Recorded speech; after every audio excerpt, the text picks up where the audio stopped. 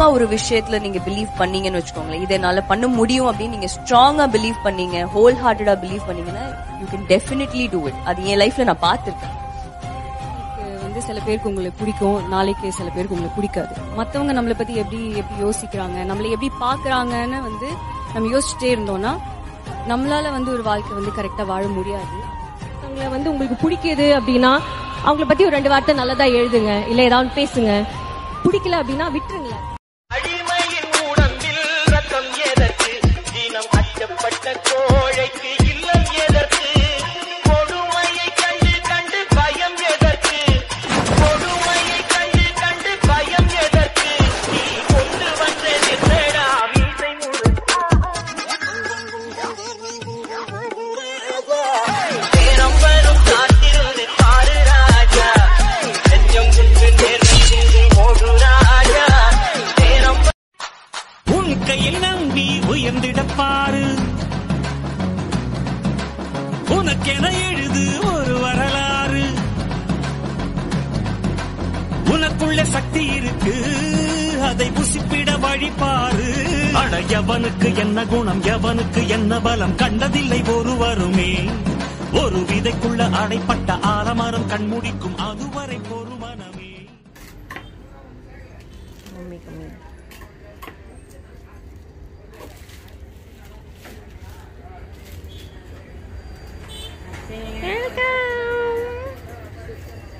தக்ஷின் ட்ரெஸ்லாம் சூப்பரா இருக்கு.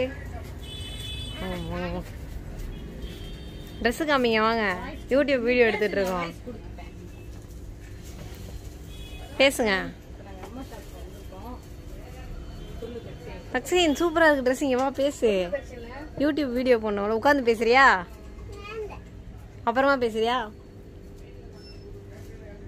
சரி ஓகே. இங்க பாருங்க, சீஃப் கெஸ்ட் யாரா இருப்பாங்க சொல்லுங்க. Any guess? அம்மா. இங்க நம்ம ஷாப்புக்கு தெரியலையா? ஏதாச்சும் கெஸ் பண்ணு. பேரு கூட தெரியலையா? சர்ப்ரைஸ். உனக்கு ஏதாச்சும் கெஸ் இருக்கும்ல? இல்லையா? வந்து இப்ப வெயிட் பண்ணிக்கிட்டு இருக்கோம் கெஸ்ட்டுக்காக.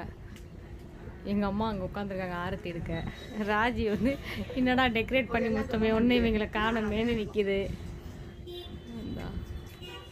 ஐயோ பிளர் ஆகுது. தக்ஷின் வந்து ஐயோ இந்த இருக்காப்ல.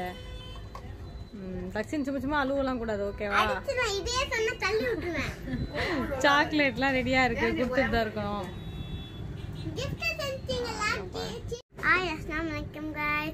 இப்ப எங்க அம்மா இந்த 1 வீக் ஆயிடுச்சு. எங்க அம்மா 1 இயர் ஆயிடுச்சு கடைக்கு வந்து. அதனால இப்ப என்னமோ சீஃப் கெஸ்ட் வர போறாங்கல்ல, ஆனா அவங்க பேர் என்னன்னு நீங்க செலக்ட் பண்ணுங்க. Okay, thank you. கெஸ் பண்ணுங்க, கமெண்ட் பண்ணுங்க, லைக் பண்ணுங்க, சர்ப்ரைஸ். ஓகே, எல்லாம் கொஞ்சம் வெயிட்டிங்ல இருக்கோம். எங்க அம்மா ஜூஸோட இருக்காங்க. எனக்கு தானே? ஆமாம்மா, காலைல இருந்து வேலை பார்த்து டயர்டாச்சு. ராஜி நினைக்கும் டெக்கரேஷன் பண்ணவே நமக்கு ஒண்ணுமே கொடுக்கல.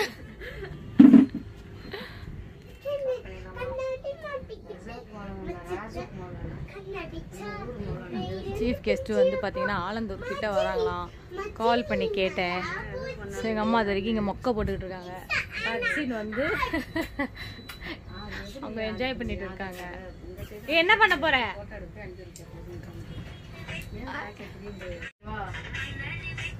3 2 1.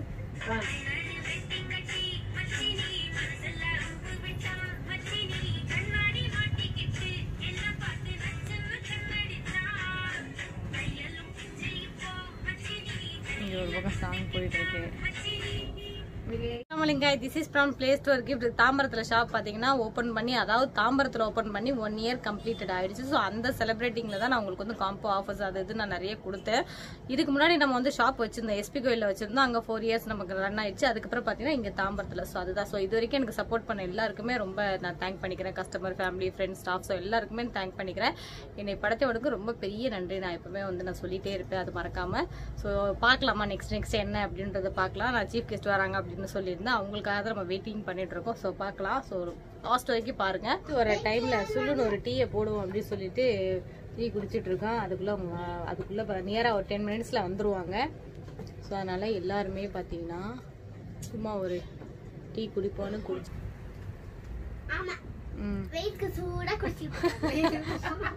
வெயிலுக்கா இந்த சீஃப் கெஸ்டுக்கு கிஃப்ட் கொடுக்கும் போது அந்த மாதிரி அலப்பறெல்லாம் பண்ணக்கூடாது.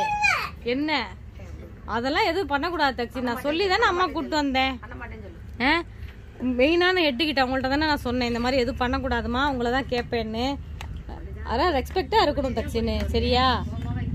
அவங்களுக்கு கிஃப்ட் கொடுக்கும்போது நீ கொடு, என்ன நீ கொடு, ஆனா எனக்கு அப்படின்லாம் சொல்லக்கூடாது, சரியா? நம்ம ட்ரெயின் பண்ணி கூப்பிட்டு வந்திருக்கீங்களா? அதெல்லாம் கேட்காது தச்சி, நல்ல பிள்ளையம்மா. ஆமா, கேட்கலன்னா தான் நல்ல பிள்ளை.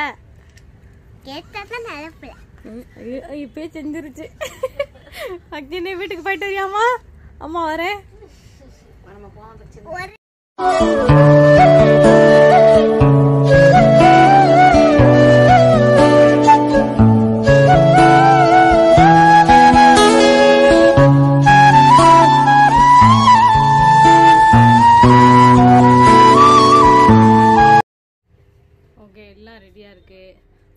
ரெண்டு சீஃப் கெஸ்டும் தான் இருக்காங்க.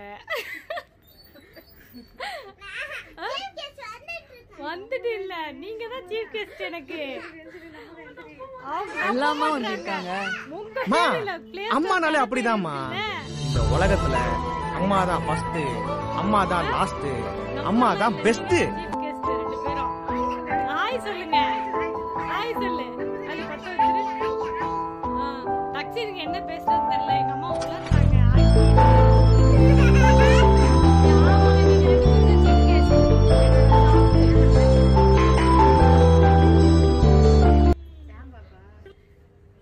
கூப்பிட சொல்றீங்க. இதுக்கு நான் எக்ஸ்பிளைன் கொடுக்குறேன். இந்த வர்றேன், இந்த வந்துட்டேன்டா.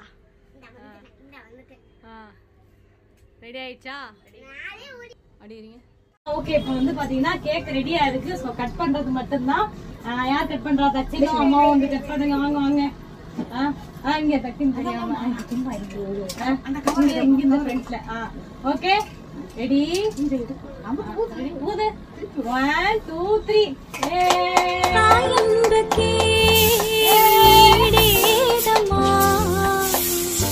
ஆகாயம் கூட அது போதாது, தாய் போல யார் வந்தாலுமே உன் தாயை போல அது ஆகாது.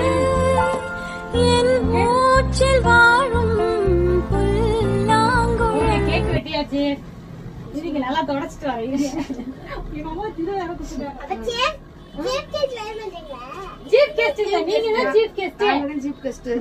ஆமா, அங்க பாருங்க. அதாவது வந்து பிரபலம் வந்தாதான் நம்ம ஷாப் ஓபன் பண்ண அப்படி எல்லாம் கிடையவே கிடையாது. எனக்கு வந்து பிரபலம் வந்துட்டு என்னோட மாதான், ஓகேவா, என் புள்ளதான். இன்னைக்கு வந்து துணி கடையிலயும் சரி, நகை கடையிலயும் சரி, நம்ம என்ன பண்றோம்னா நம்ம வெளியில 4 பேருக்கு தெரியணும், நல்லா ரீச் ஆகணும் அப்படின்னு சொல்லிட்டு பிரபலம் அந்த மாதிரி வந்தா தான் நம்ம ரீச் ஆகணும்னு நினைக்கிறாங்க. மிகப்பெரிய பிரபலமே வந்துட்டு பாத்தீங்கன்னா நம்ம பேரண்ட்ஸ் தான். சோ அவங்க வீட்டுக்கு வந்து எதுவுமே கிடையாது. எனக்கு பர்சனலா வந்து எனக்கு இதுதான். கஷ்டத்துல மட்டும் வந்து நம்ம போய் நிக்கிறோம். எனக்கு வந்து அந்த பணம் தேவைப்படுது, இது தேவைப்படுது, அது இதுன்னு நம்ம போய் நிக்கிறோம். என்னைக்காவது சந்தோஷத்துல போய் நீ வந்து கடையை துற, நீ வந்து அதுக்கு வந்து சீஃப் கெஸ்டாவா யாரும் இன்வைட் பண்றது கிடையாது. ஏன்னா உண்மையிலேயே வந்து பிளெஸிங் பண்றது யாருன்னு பாத்தீங்கன்னா அந்த பிரபலம் கிடையாது, இந்த பிரபலம் தான். சோ அதனால வந்து எனக்கு வந்து நான் வந்து நிறைய ப்ரொமோஷன் அந்த மாதிரி பண்ணுவேன். பட் என்னோட ஷாப் ஓப்பனிங்கோ இந்த ஃபர்ஸ்ட் இயர் ஆனிவர்சரிக்கோ பர்சனலா பாத்தீங்கன்னா எனக்கு வந்து இதுதான் ப்ராப்ளம், எனக்கு இதுதான் பிடிக்கும். ஃபர்ஸ்ட் இயர் நான் வந்து நினைச்சு வச்சுட்டேன், நான் அந்த ஸ்டாஃப்ட கூட சொல்லியிருந்தேன் எங்க மம்மி தான் வருவாங்க அப்படின்னு சொல்லிட்டு. சோ எனக்கு பாத்தீங்கன்னா இங்க வந்து ஜட்ஜா வந்தது பாத்தீங்கன்னா சீஃப் கெஸ்ட் எங்க அம்மா. ஒண்ணு வந்து என்ன பெற்றது, முன்னாடி நான் பெற்றது இந்த இருக்கு. சோ இவங்க தான் வந்துட்டு என்னோட வந்து ஷாப்போட வந்து சீஃப் கெஸ்ட் இந்த ஃபர்ஸ்ட் இயர் செலிப்ரேஷனோட. ஓகேவா? சோ எங்க அம்மாவே ஷாக்கிங்ல இருக்காங்க, என்ன பேசணும் தெரியாம. என்னம்மா என் அம்மாவுக்கு அப்படி இப்படி கண்ணு கலங்கும். நான் ஹாப்பியா? உண்மையிலேயே வந்து பேரண்ட்ஸ் இந்த மாதிரி விஷயத்துல வந்து சந்தோஷப்படுத்துங்க. ஏன்னா இப்ப அப்படிதான் என்ன ஒரு ஷாப்னா நம்ம வந்து ஒரு ஆர்டிஸ்ட் யார் ஃபேமஸா இருக்காங்களோ அவங்கள நம்ம அப்படி கூப்பிடுறோம். அவங்க அந்த நாளைக்கு மட்டும்தான் ஒரு வெளியில 4 பேருக்கு தெரியும், அவ்வளவுதான். பட் இப்படிதான் செஞ்சீங்கன்னா நிறைய பேருக்கு இது பிடிக்காம கூட போகலாம். ஏன்னா இப்படி செஞ்சு நமக்கு பிடிக்கிறவங்க அது ஓகேன்னு எனக்கு தோணுது. சோ இந்த மாதிரி பண்ணுங்களேன். ஏன் நம்ம ஒரு கஷ்டத்துலதான் சொல்றோம், கஷ்டத்துல நகையை கொடுத்து நீங்க வச்சுட்டு வாங்க, அது கூட நம்ம அக்செப்ட் பண்ணிக்கிறோம். நம்ம படிப்பு செலவுக்கோ நம்ம ஒர்க்குக்கோ எதுக்குனாலும் அதுக்கெல்லாம் ஹெல்ப் பண்றாங்க.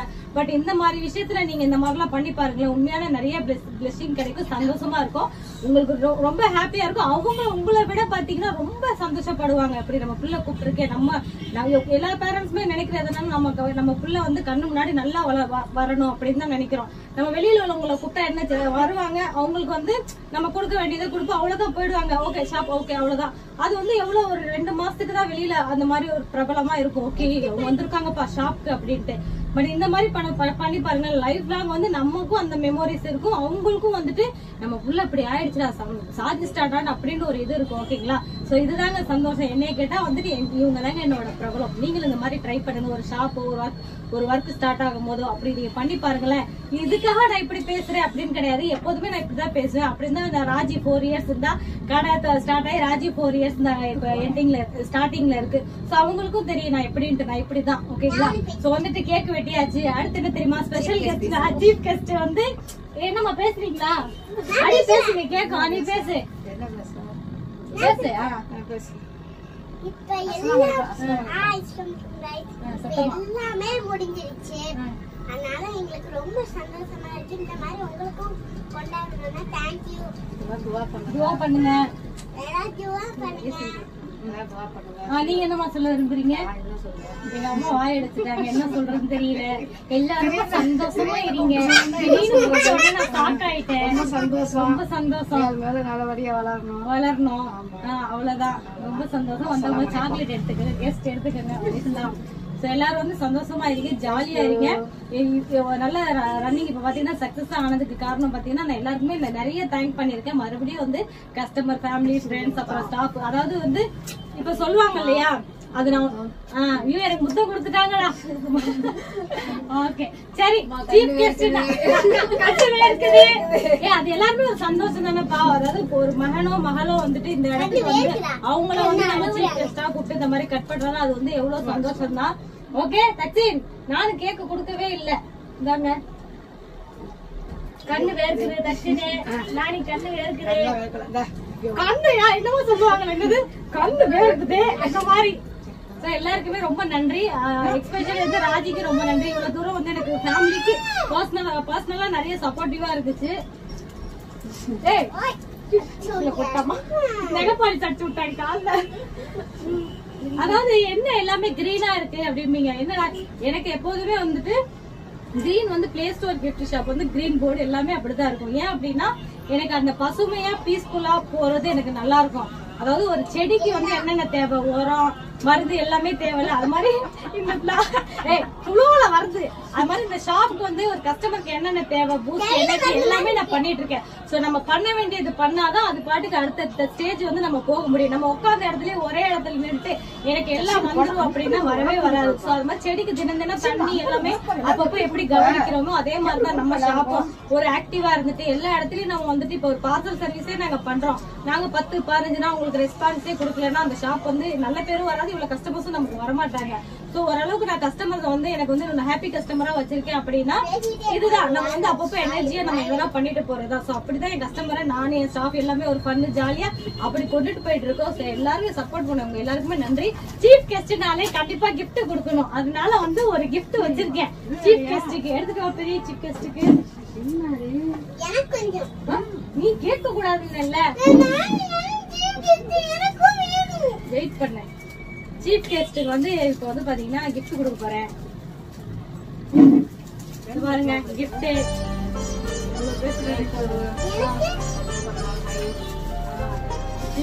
ஓபன் பண்ண சொல்லிடுவோமா? ஓபன் பண்ணுங்க.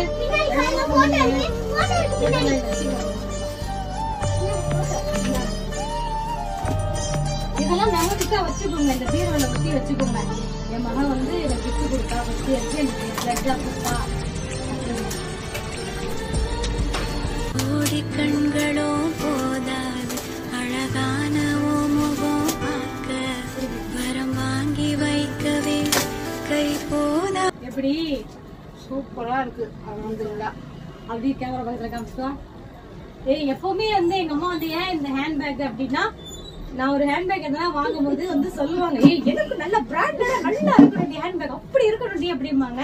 அதனால பாத்தீங்கன்னா இந்த ஹேண்ட்பேக் வந்து நான் வாங்கி கொடுத்துருக்கேன் உங்களுக்கு. பணம் வச்சு கொடுக்கல, பணம் இனிமே வந்துகிட்டு இருக்கு, வந்தோன்னு இங்க வச்சு கொடுக்குறேன். இப்போதைக்கு இந்த ஹேண்ட்பேக் வச்சுக்கோங்க.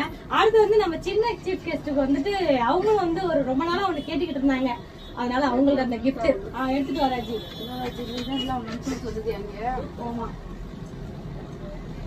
கண்ணு முடிக்கோங்க. கண்ணு மூடு, கண்ணு மூடு நல்லா. கண்ணு மூடு, கண்ணு மூடு.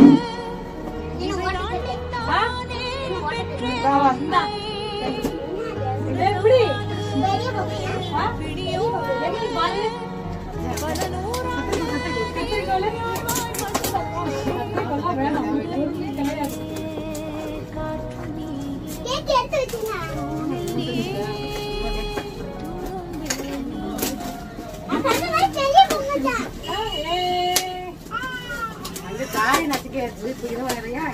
பச்சின் வந்து என்ன எப்பவுமே எல்லாம் செப்பு சாமான் வாங்கும். மாமா இந்த பெரிய பொம்மை வாங்கிட்டாங்கம்மா, ப்ளீஸ்மா எனக்கு ஆசையா இருக்கு. அதனால வந்து ஞாபகம் பண்ணி நான் வாங்கிருக்கேன். சரவணா ஸ்டோருக்கு எனக்கு டைம் இருக்கு. இல்ல உனக்கு பிடிச்சிருக்கா? எப்படி கேப்ப? பொம்மை மாமா மாமா எனக்கு ஆசையா இருக்குமா, இது வாங்கிட்டாங்கம்மா அப்படி கேப்பல.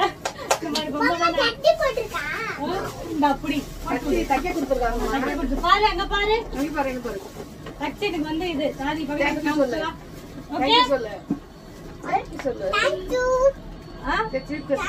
வெளியில நிக்குது, போயிட்டு வரேன். விளையாட்டுக்காரன் நிக்குது. ஓகே, அதுக்கப்புறம் பாத்தீங்கன்னா சாப்பாடு செய்யணும், சாப்பாடு செய்யணும். நீங்க அதுக்கப்புறம் பாத்தீங்கன்னா இது எல்லாமே வந்து ஃபுல்ஃபில் ஆனாலும் நம்ம ஸ்டாஃப் ஒருத்தவங்க இருக்காங்க.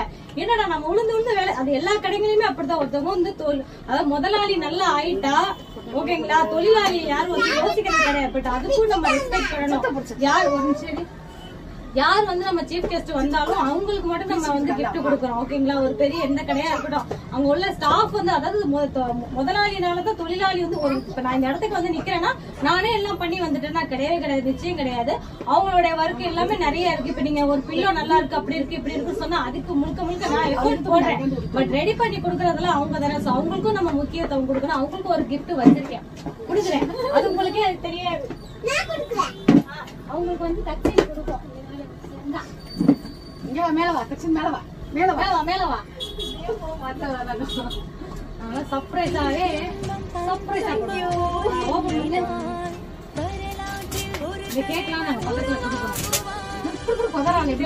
நினைப்பாங்க முதலாளி மட்டும் வெளில தட்டணும், தொழிலாளி வெளில பின்னாடி வெளில தெரிஞ்சு தெரியாது. என்னோட ஷாப்ல அப்படி கிடையாது. ராஜினி எனக்கு ஆப்போசிட்லயே ஷாப் வச்சாலும் நான் ஒன்னும் சொல்றதுக்கு கிடையாது. அவங்க திறமையால வர்றதுதான். வெற்றிகரமா 3 வருஷத்தை ராஜி தாண்டிடுச்சு. ஸ்டாஃப் ஓனருக்கு கொஞ்சம் இஷ்யூஸ் எல்லாம் வரும், அது வந்து ஸ்டாஃப் சம்பந்தமா வரும். மத்தபடி எல்லாமே ஃப்ரெண்ட்லி அப்படிதான் நம்ம இருப்போம்.